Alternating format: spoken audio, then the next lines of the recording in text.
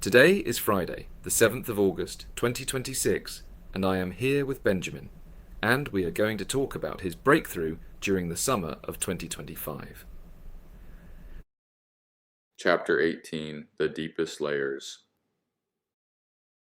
The kratom was out of my system by the time I landed, and the plane had taken care of that. 14 hours of withdrawal, 3 trips to the bathroom, the body force through the worst of it at 35,000 feet. By the time I walked off the jet bridge in Houston, the kratom was gone. The cigarettes weren't. The binging and purging came back with more intensity than in Chiang Mai. Without kratom filling my stomach, Ed could reach starvation again through fasting. By the end of March, the binging and purging was happening once a day. In April, my mom found an eye movement desensitization and reprocessing (EMDR) therapist in Houston named Layla. The criterion that had led my mom to it specifically was its effectiveness with trauma patients. EMDR entering my life wasn't a single decision, it was the cumulative result of everything over the past couple of years. The parts work with Kim, inner balance, my history with addiction, the trial sessions with an EMDR therapist in Chiang Mai, short-term work, not deep but enough to see what the modality could do. By the time my mother found an EMDR therapist in Houston, the work had been pointing at trauma for a long time. I was on board, the same alignment I had felt deciding to go to Thailand, mind, body, and spirit. I felt it again with EMDR. The Houston EMDR work was going to be the structure of the whole summer ahead. Trauma isn't memory. Trauma is a memory the brain wasn't able to process at the time it happened. The event gets stored without integration. The body keeps reacting as though the event is still happening years or decades after. EMDR is a modality that gives the brain the conditions to finally process what it hadn't been able to process when the traumatic event occurred. The way it works is simple from the outside. You hold the memory in mind while the therapist guides a back and forth rhythm, eye movements, sound, or taps on the body. That rhythm lets the brain reprocess what had been stuck. In the first session with Layla, I disclosed everything except Ed. The stroke, the medical leaves, the marijuana, the Adderall, the kratom, the Tai Chi work. The parts work with Kim, the 2 rehabs. I didn't tell her about the binging and purging. I didn't tell her about the disorder. It took a few sessions before I could. By the time I trusted her enough, the disclosure came in stages. First I told her I struggled with food, then with binging, then with purging. Then we reached a point in the work, both of us, where we knew what to call what we were looking at. I suffered from bulimia nervosa. That was the recognition. The binging and purging weren't a side effect of substances. They had been there the whole time. The substances had been sitting on top of them. The food piece was the deeper layer. Everything else, the marijuana, the kratom, the Adderall, had been ways of covering, distracting from, or feeding what was underneath. Layla was the first person I told all of it to. The stroke and the disorder both in the same room. The whole architecture of what I had been carrying since 2017 was named to one person across the course of a few weeks, and the sessions ran 2 or 3 times a week, an hour each. The work used handheld tappers, small devices in each hand that buzzed back and forth, left to right, right to left.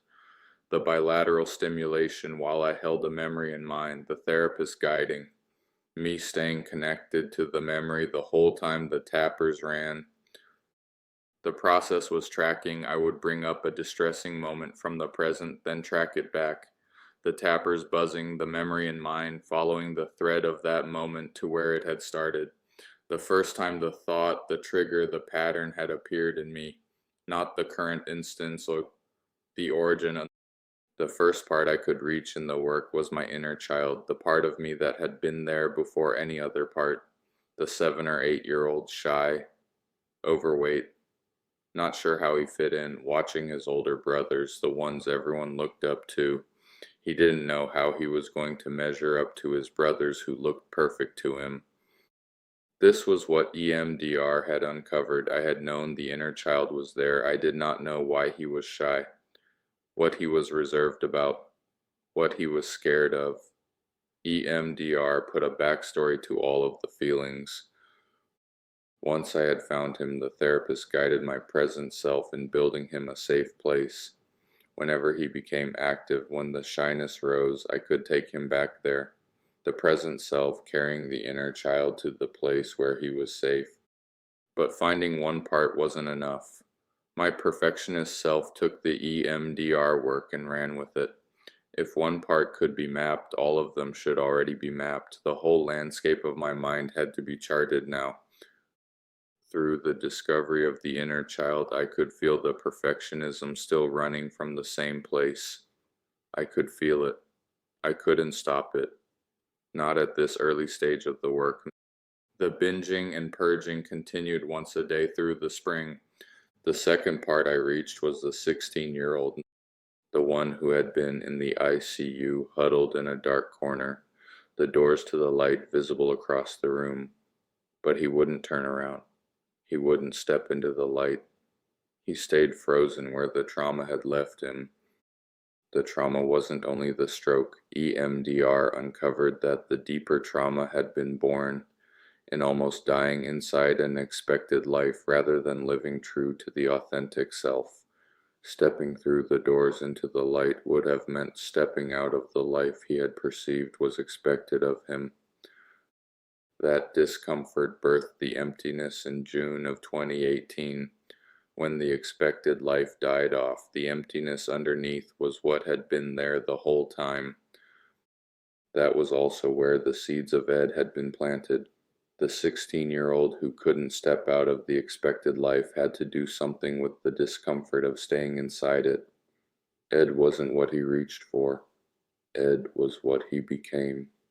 Not consciously, not in the ICU, but the architecture of the disorder began there, in the gap between who he was and who the expected life required him to be.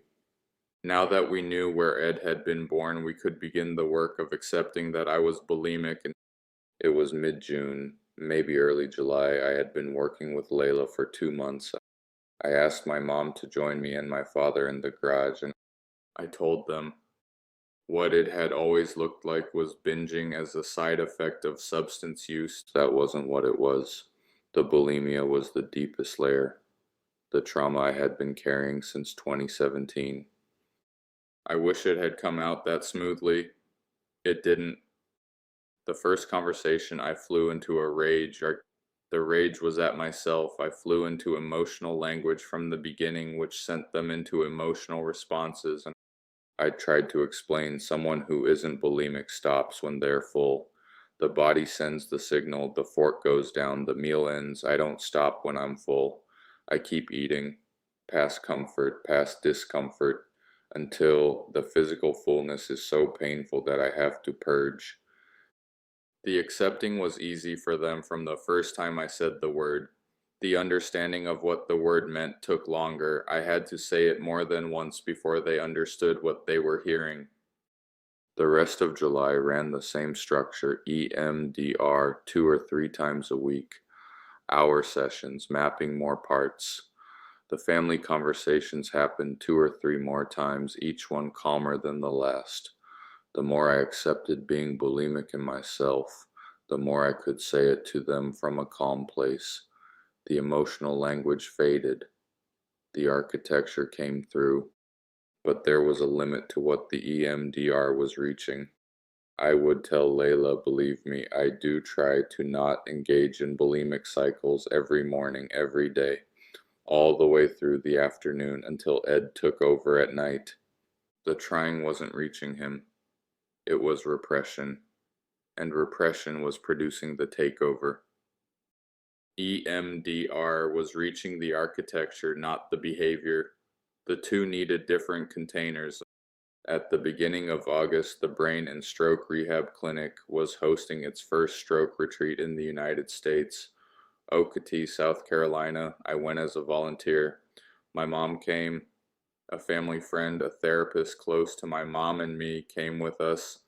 The drive was 2 days: Houston to Tallahassee, Tallahassee to Okatee the next day. I had thought I was home, among people who understood me. What I hadn't realized was how deeply I understood them. I could feel the pain of each stroke patient, and feeling it activated older parts of me. The denial, the part that still wouldn't accept this was my reality. The post-stroke version still reaching to be what the pre-stroke version was. These were all parts I was still working to integrate through EMDR that summer. The 2 weeks at the retreat ran. We drove back when they ended. The shift came on the drive home. We were on the bridge going west into Birmingham, Alabama. Something in me turned. For the first time in 7 years, I had thoughts of Ed that weren't trying to push him away. I was curious about him. What did he want me to know? Why did he take over the mind and body the way he did at night? What was he protecting? It was the first time I had ever turned toward him instead of trying to repress him. The turn wasn't triggered by anything specific. It came from sitting in my mind for that many hours of driving. The realization that my approach to Ed had been the opposite of what it needed to be. I needed to approach him like a hurt child, not like a rival I had to destroy. I had questions for Ed. He didn't trust me enough to answer yet. For 7 years he had been fought against, repressed, treated as an enemy. The curiosity arriving on a bridge in Alabama was the first day of something else. He wasn't going to trust the new orientation in a single afternoon. 7 years of being treated as an enemy meant the trust was going to have to be earned.